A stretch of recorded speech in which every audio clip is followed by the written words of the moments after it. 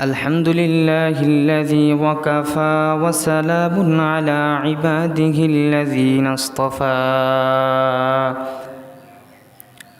أما بعد فأعوذ بالله من الشيطان الرجيم بسم الله الرحمن الرحيم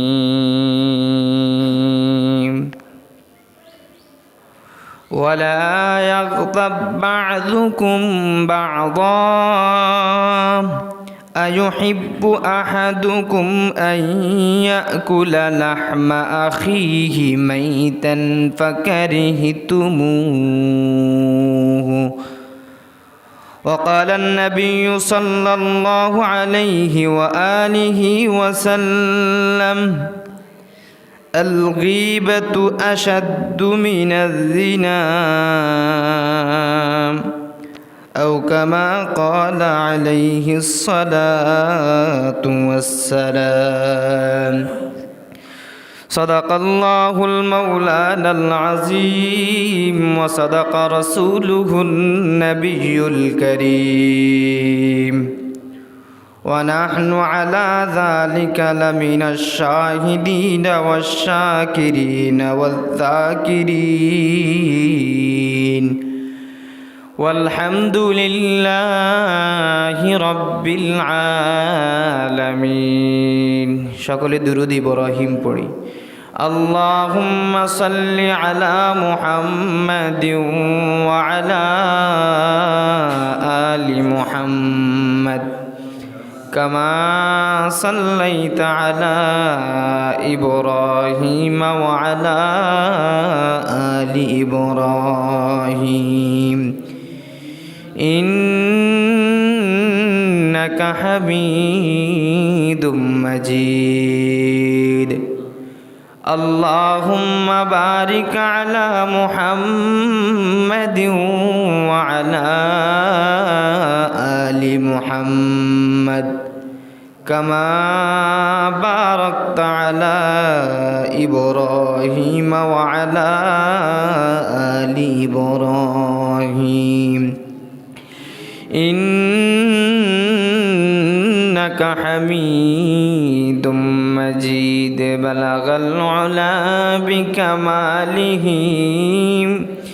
كشف الدجى بجماله حسنت جميع خصاله صلوا عليه وآله رہے میرے مسکن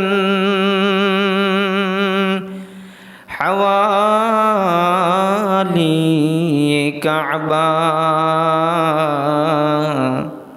بنی میرے مدفن دیار مدینہ بلغ العلا بکمالہ كشف الدجى بجماله حسنت جميع خصاله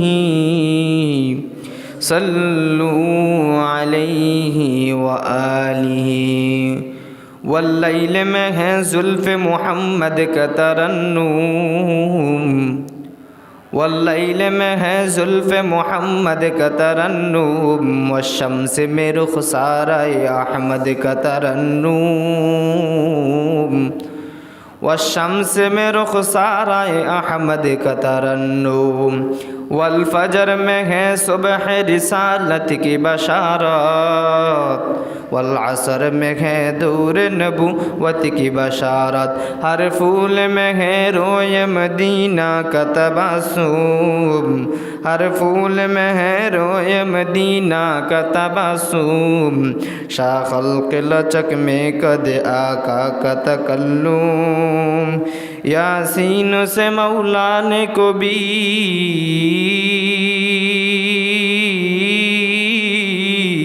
اس کو فقارا হামিম কবি ওয়ার কবি তসিন ইশারা হামিম কবি ওয়ার কবি তসিন ইশারা ওয়ান নজম में है बरक नगा उसकी नमूदार वल अर्द में भी सब्र तहम्मुल के है आसार कुरान अजब शीशा एक ये अभी हाय कुरान अजब शीशा एक ये अभी हाय मारूफ को वही फखर के वो मुस्तफ़वी है ला इलाहा इल्लल्लाह ला इलाहा इल्लल्लाह ला इलाहा इल्लल्लाह ला इलाहा इल्लल्लाह ला इलाहा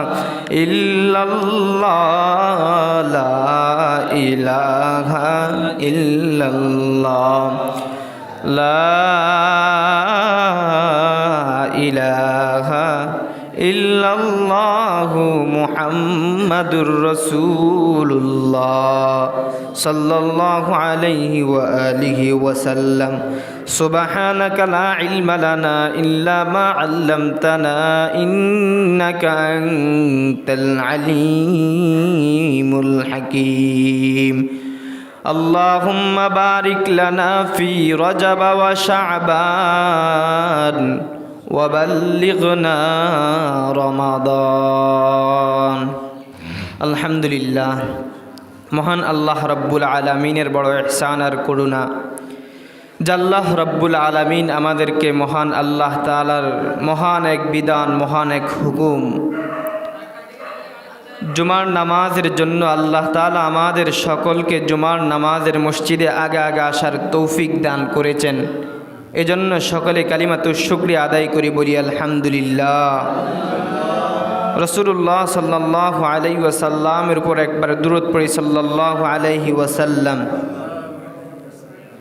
अल्लाह ताआला आमादेरके मस्जिदे आगे आगे आनছেন अल्लाह आमादेरके पसंद करছেন যাদেরকে আল্লাহ পছন্দ করে নাই তাদেরকে আল্লাহ মসজিদে আনেন নাই এজন্য আমার যে ভাইরে এখনো ঘোরাফেরা করতেছেন আপনারা আওয়াজ করতেছেন গাটলায় গোসলখানায় আপনারা আওয়াজ করতেছেন আপনাদের আওয়াজের কারণে আমরা মসজিদের ভিতরে আলোচনার মনোযোগ নষ্ট হয়ে যায় যদি মসজিদে না আসেন তো দূরে থাকেন অন্তত মসজিদের সামনে আওয়াজ করিয়েন না মসজিদের সামনে আওয়াজ না কইরা মসজিদে ঢুকে পড়েন গোসলখানায় আওয়াজ না করি জুমার প্রস্তুতি তো আপনাকে সকাল থেকে নেওয়া উচিত আপনি কেন জুমায়ের নামাজের আলোচনা চলতেছে আপনি গোসলখানায় ওই সময় কেন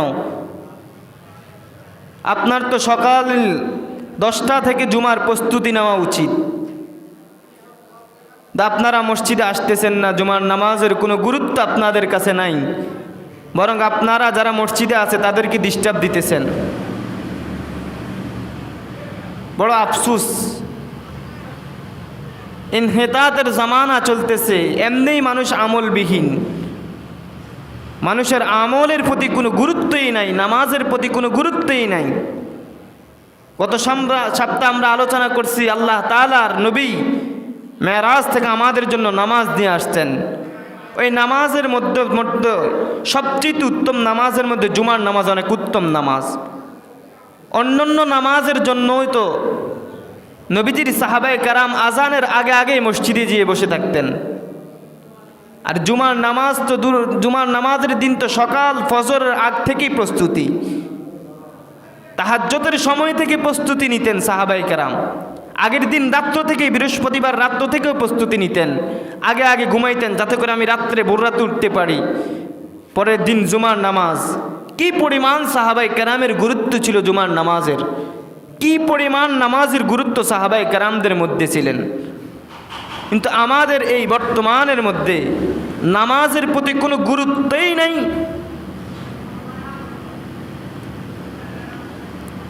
এজন্য যেই ভাইয়েরা গোসলখানায় অযথা কথা বলেন আপনারা আমাদের মসজিদের ভিতরে আমাদের মনোযোগ নষ্ট করেন আলোচনার মনোযোগ নষ্ট করেন এজন্য এগুলা আর করবেন না অন্তত জুমার আজানের আগেই গোসল সেরে নেবেন জুমার নামাজের আজান হওয়ার পর পরে মসজিদে চলে আসবেন। এলাকায় অনেক মানুষ নামাজের সময় 2-3 কাতার পুড়ে যায়, কিন্তু আলোচনার শুরুতেই মানুষ নাই। আল্লাহ তাআলা সবাইকে বুঝার তৌফিক দান করুক। যাই হোক, আমরা গত সপ্তাহে আলোচনা করেছি রাসূলুল্লাহ সাল্লাল্লাহু আলাইহি ওয়াসাল্লাম মেরাজে গিয়া আমাদের জন্য আল্লাহ তাআলা থেকে নামাজ হাদিয়া আনছেন। এরপর নবীজি মক্কায় আসছেন। এতটুকু পর্যন্ত আমরা গিয়েছি আলোচনা। আজকে আমাদের আলোচনা হবে রাসূল জান্নাত জাহান্নামে যে গিয়েছেন, নবীজি জান্নাত জাহান্নামের মধ্যে মেরাজের রাত্র কি কি দেখছেন, কোন বিষয়ে আমাদেরকে নবীজি সতর্ক করেছেন।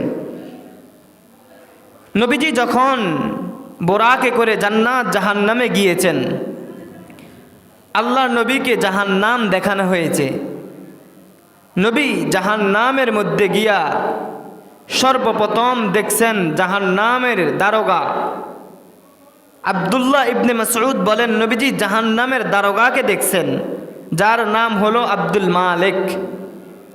আর নবীজি দাজ্জালকেও দেখেছেন, যেই দাজ্জালের ফিতনা পরবর্তী জামানায় আমাদের জন্য বড় একটা পরীক্ষা হবে। দাজ্জালের ফিতনা, এই ফিতনা থেকে বাঁচা। নবীজি দাজ্জালকেও দেখেছেন, নবীজি ফেরেশতা হযরত মালিককেও দেখেছেন, জাহান্নামের রক্ষী, জাহান্নামের ফেরেশতাদের সর্দারকে। এরপর নবীজি সামনে আগাইলেন। এরপর নবীজি দেখলেন, হাদিসের মধ্যে আসছে, আল্লাহর নবী দেখলেন কিছু মানুষ জাহান্নামের মধ্যে তাদের হাতের নখগুলা হলো তামার নখ। এই নখগুলা দিয়ে তাদের শরীর খাপড়াচ্ছেন, খামচাচ্ছেন। তো নবীজি হজরতে জিবরাইলকে জিজ্ঞাসা করলেন, জিবরাইল, এই মানুষগুলা কারা? এরা এদের শরীরের উপর এত অত্যাচার কেন করেন?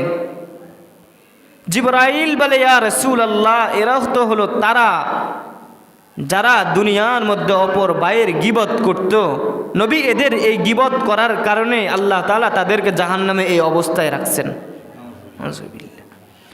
যারা দুনিয়ার মধ্যে অপর ভাইয়ের গীবত করত, নবীজি দেখলেন তারা তাদের শরীরের উপর, নিজের শরীরের উপর নিজে আঘাত করছে নিজের নখ দ্বারা। অন্য হাদিসের মধ্যে আসছেন, অন্য রাওয়ায়াতে আসছেন, কোরআনের মধ্যেও আসছেন, হাদিসের মধ্যে আসছেন, নবী দেখছেন এক ভাই অপর ভাইয়ের গোশত ভক্ষণ করতেছে। নবীজি জিজ্ঞাসা করলেন, ভাই জিবরাইল, এরা কারা? বলে, এরা হলো তারা যারা দুনিয়ার মধ্যে অপর ভাইয়ের গীবত করত।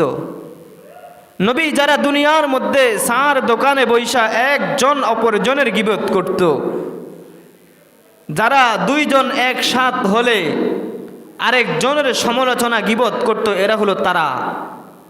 কোরআনের মধ্যে আল্লাহ বলছেন, আমার আজকের পঠিত আয়াত আল্লাহ বলেন, ওয়ালা ইয়াগতাব বাযুকুম বাযা আয়ুহিব্বু আহাদুকুম আন ইয়াকুলা লাহমা আখিহি মাইতান ফাকারিহতুমুহু। আল্লাহ কোরআনে কারীমের মধ্যে গীবত সম্পর্কে সতর্ক করছেন। নবীজি জাহান্নামের মধ্যে গিয়ে গীবত সম্পর্কে আমাদেরকে সতর্ক করছেন। নবী দেখছেন, আমাদেরকে বর্ণনা করছেন এর পরিণতি। আল্লাহ কোরআনের সূরা হুজরার ভিতরে আল্লাহ বলেন, ওয়ালা ইয়াগতাব বাযুকুম বাযা। আল্লাহ বলে, আমার বান্দারা, তোমরা একে অপরের গীবত করিও না। আল্লাহ বলেন, তোমরা একে অপরের গীবত করিও না। গীবত বড় ভয়ানক একটা গুনাহ, তোমরা একে অপরের গীবত করিও না। একে অপরের গীবত করা, তার সমালোচনা করা, এটাও গীবত। এটা হকুল ইবাদ। তোমরা তার গীবত করিও না, কোনো মানুষের গীবত করিও না। আইয়ুহিব্বু আহাদুকুম আন ইয়াকুলা লাহমা আখিহি মাইতান ফাকারিহতুমুহু। আল্লাহ বলেন, তোমরা কি পছন্দ করো তোমাদের অপর ভাইয়ের গোশত ভক্ষণ করতে? পছন্দ করেন আপনারা? অপর মুসলমানের গোশত আমাদের জন্য হারাম আল্লাহ করে দিয়েছেন। মানুষের গোশত খাওয়া হারাম। আল্লাহ বলেন, আমি আমার বান্দার ভিতরে স্বভাব দিয়ে দিয়েছি, বান্দা কখনো কোনো মানুষের গোশত ভক্ষণ করতে পারে না। বান্দার সামনে কখনো কোনো মানুষের গোশত দিলে সে ভক্ষণ করবে না। আমি জানি আমার বান্দা মানুষের গোশত খাওয়াকে পছন্দ অপছন্দ করে। আমি আল্লাহ এটাও জানি তোমরা অপরের গীবত থেকে বাঁচো। যেহেতু তোমরা মানুষের গোশত খাওয়াকে অপছন্দ করো, তোমরা মানুষের গীবত করাকেও অপছন্দ করো।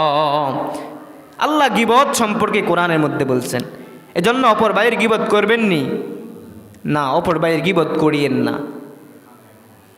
অপর ভাইয়ের গীবত না করা, যদিও তার ভিতরে এই দোষটা আছে, কিন্তু আপনি অপরের কাছে গিয়া বললেন এই গীবত করা যাবে না। হ্যাঁ, করতে পারবেন যদি তাকে সতর্ক করার জন্য বলেন। যদি তাকে সতর্ক করা যায়, যে ব্যক্তির কাছে বলবেন তাকে যদি সতর্ক করা যায়, সে সতর্ক হবে, তাহলে বলতে পারেন। ইসলাহের কারণে বলতে পারবেন। এই জন্য গীবত না করা। হাদিসের ভিতরে আল্লাহ নবী বলেন, আল গীবাতু আশাদ্দু মিনাজ জিনা। নবী বলেন গীবত এত ভয়ানক একটা গুনাহ, এত ভয়ানক একটা গুনাহ। আল গীবাতু আশাদ্দু মিনাজ জিনা, জিনা থেকে মারাত্মক গুনাহ হলো গীবতের গুনাহ। আফসোস, গীবত কি পরিমাণ আমাদের সমাজে চলতেছে। আমিও করি, আপনিও করি, সবাই গীবতের মধ্যে লিপ্ত, কিন্তু এটা জিনা থেকে মারাত্মক একটা গুনাহ। এটা হকুল ইবাদ, আল্লাহ ছাড় দিবে না। এই হক আপনি অপরের দোষ অন্যের কাছে চর্চা করছেন, এটা হকুল ইবাদ, তার হক আপনি নষ্ট করছেন। আল্লাহর কাছে কিয়ামতের ময়দানে আপনি জবাবদিহিতা করতে হবে। তার থেকে ক্ষমা না পেয়ে আপনি কখনো জান্নাতে যেতে পারবেন না। গীবত এই পরিমাণ একটা গুনাহ। এজন্য ভাই গীবত থেকে বাঁচেন। কোথাও যদি গীবত সম্পর্কে কোনো মানুষের গীবত হয়, আপনি উঠে চলে আসেন, ওইখানে আপনি বসিয়েন না। এজন্য তো নবী বলছেন পৃথিবীর সর্বনিকৃষ্ট জায়গা হলো দোকান বাজার, আর সর্বোত্তম জায়গা হলো মসজিদ। মসজিদে মানুষ থাকলে কাহারও কোনো গীবত হয় না, আল্লাহর ইবাদত হয়। আর দোকানে যদি একজন অপরজনের সঙ্গে বসে, এই শুরু হয়ে যায় গীবতের আলোচনা। এই গীবত বেশি আমাদের মহিলাদের মধ্যে প্রচলন, মহিলাদের মধ্যে বেশি গীবত। একজন আরেকজনের গীবত করে, একজন আরেকজনের দোষ চর্চা করে। একজন, আপনি তার দোষটা চর্চা করতেছেন, আপনি তারে নিষেধ করতেছেন ওরে বলিয়েন না, সেও আপনার দোষটা আরেকজনের কাছে বলবে, তাকে বলিয়েন না। এজন্য গীবত না করা। মা বোনেরা, গীবত থেকে সতর্ক হন। চলেন আল্লাহ তাআলার হুকুম মতে চলেন, গীবত থেকে বাঁচেন। নবীজি বলেন আমি জাহান্নামের মধ্যে এদেরকে দেখলাম, এরপর আমি সামনে আগাইলাম। নবী বলেন আমি সামনে গিয়া দেখি কিছু মানুষের জিহ্বা, তারা তাদের হাত দ্বারা কেচি দ্বারা কর্তন করতেছেন। নবী জিবরাইলকে জিজ্ঞাসা করতেছেন, ভাই জিবরাইল এরা কারা? মানহুম, এরা কারা? মানহা উলা, এরা কারা? জিবরাইল বলে ইয়া রাসূলুল্লাহ, এরা তারা যারা দুনিয়ার মধ্যে অপর মানুষকে নসিহত করত, যারা দুনিয়ার মধ্যে অপর মানুষকে সতর্ক করত, নিজে মানত না। ধরেন আমরা হুজুররাই মানুষকে সতর্ক করি, আমাদের ভিতরে যদি আমল না থাকে, তাহলে আমাদের জিহ্বা আমরা কিয়ামতের ময়দানে জাহান্নামের মধ্যে কর্তন করব। আবার এই জিহ্বা ঠিক হবে, আবার কর্তন করব। আমাদের সমাজে কিছু জ্ঞানী লোক মানুষকে সতর্ক করে, কিন্তু নিজে মানে না। এজন্য ভাই, অপরকে নসিহত করার মানে নিজে সতর্ক হওয়া। নবীজি বলেন আমি সামনে আগাইলাম, সামনে যায় দেখি কিছু মানুষ, ওয়াবুতুনুহুম কালবুয়ুত, নবী বলেন আমি দেখলাম তাদের পেটগুলা ঘরের মতো। অফিহা হাইয়াত, নবী বলে তাদের পেটের মধ্যে সাপ ভর্তি, সাপ ভর্তি। নবী জিজ্ঞাসা করলেন জিবরাইল মানহা উলা, জিবরাইল বলে ইয়া রাসূলুল্লাহ, এরা হলো তারা আকিলুর রিবা, নবী হলো তারা যারা দুনিয়ার মধ্যে সুদ খাইতো। সুদের গুনাহ কি পরিমাণ, সুদ কি পরিমাণ সমাজের মধ্যে সয়লাভ হয়েছে। সবাই সুদের মধ্যে এখন লিপ্ত, যদিও আপনি স্বয়ং সক্রিয়ভাবে লিপ্ত না, কিন্তু অপর এক দিক দিক আপনি লিপ্ত হইতেছেন। নবী বলেন আমি দেখলাম তাদের পেটের মধ্যে সাপ দৌড়াদৌড়ি করছে। আমি জিবরাইলকে জিজ্ঞাসা করলাম এরা কারা? তিনি বললেন এরা হলো তারা দুনিয়ার মধ্যে যারা সুদ খাইছেন। অপর এক হাদিসের ভিতরে আল্লাহর নবী বলেন আমি দেখলাম জাহান্নামের মধ্যে কিছু লোক বড় একটা ফুজ, এগুলার মধ্যে দৌড়াদৌড়ি করতেছে, সাঁতার কাটতেছে। নবী বলেন তারা যখন কিনারায় আসতে চায়, যখন কিনারায় আসে, আল্লাহ নবী বলেন কিনার থেকে তাদেরকে পাথর মারা হয়, পাথর নিক্ষেপ করা হয়। এই পাথর নিক্ষেপ করার সঙ্গে সঙ্গে তার মুখের সামনে পাথরটা পড়ে। যেই পরিমাণ সাঁতার কাইটা সে অগ্রবর্তী হয়েছে, আবার ওই পাথর নিক্ষেপ করার পর আগের জায়গায় আবার চলে যায়। এইভাবে সাঁতার কাটতে থাকবে। ও ভাই, কি অবস্থা হবে ওই দিন জাহান্নামের মধ্যে আপনি যদি যান, কি অবস্থা হবে? সুদ খায় আপনি যাইতেছেন, কি অবস্থা হবে আপনার? এই জন্য সুদ থেকে বাঁচা, কম খান, এরপর সুদ খায়েন না। সর্বনিম্ন গুনাহ সুদের। মায়ের সাথে জিনা করা, এর থেকে মারাত্মক গুনার কি হতে পারে? মায়ের সঙ্গে জিনা করা সুদের সর্বনিম্ন গুনাহ। আর আমি আপনি সুদের মধ্যে কি পরিমাণ লিপ্ত হয়ে আছি, কি পরিমাণ সুদ খাইতেছি, কিস্তির মধ্যে লিপ্ত হয়ে আছি। এই কিস্তি ও সুদ। সমাজের মধ্যে যে আমাদের জমিগুলা কট নেওয়া হয়, 70-1 লাখ টাকা তাকে আপনি বন্ধক দিয়ে তার জমিটা নিছেন, তার জমিটা নিয়ে আপনি যে ফসল খাইতেছেন, এই ফসল খাওয়া আপনার জন্য সুদ। এই ফসল খাইলেন আপনি, কতটুকু ফসল হবে আর কতটুকু ফসল হবে, কিন্তু এই ফসল খায় আপনি এই সুদ আপনার পেটের ভিতরে ঢুকাইতেছেন, আর জাহান্নামকে আপনার উপর ওয়াজিব করে নিতেছেন। এজন্য সুদ না খাওয়া, সুদ থেকে বাঁচা। মারাত্মক গুনাহ সুদের গুনাহ। যদি সর্বনিম্ন 70টা গুনার মধ্যে যদি সর্বনিম্ন মায়ের সঙ্গে জিনা করা, এর থেকে তো বড় আফসোস আর কিছুই নাই। ছেলে মেয়েরে খাওয়াইন না, সমস্যা নাই, হয়তো একটু কষ্টতেই থাকবে, একটু কম খাওয়ান, সমস্যা নাই। কিন্তু সুদ খাওয়াইলেন, এই ছেলে মেয়ে আপনাকে জাহান্নামে, আপনাকে ঠেইলা আপনারা জাহান্নামে পালাইবে। বা আল্লাহর কি বলবে, আল্লাহ আমার বাবা আমাদেরকে খাওয়াইছে, আমরা তো খাই নেই। এজন্য সুদ না খাওয়া, সুদ থেকে বাঁচা। এজন্য আমাদের ইমাম সাহেবদেরও সতর্ক থাকা, যে ব্যক্তি সুদ খায় ওর ঘরে খানা না খাওয়া, সুদ খোরের ঘরে দাওয়াতও না খাওয়া। নবী বলেন আখিরি জামানার মধ্যে মানুষ যদিও সুদ খাবে না, সুদের ধোঁয়া তার গায়ে লাগবে। এর মানে হলো সে জানে না এই ব্যক্তি সুদ খায়। একে দোকানের মধ্যে ওই ব্যক্তি 1 কাপ চা খাওয়াইলো তার টাকা দিয়া, সুদের টাকা দিয়া।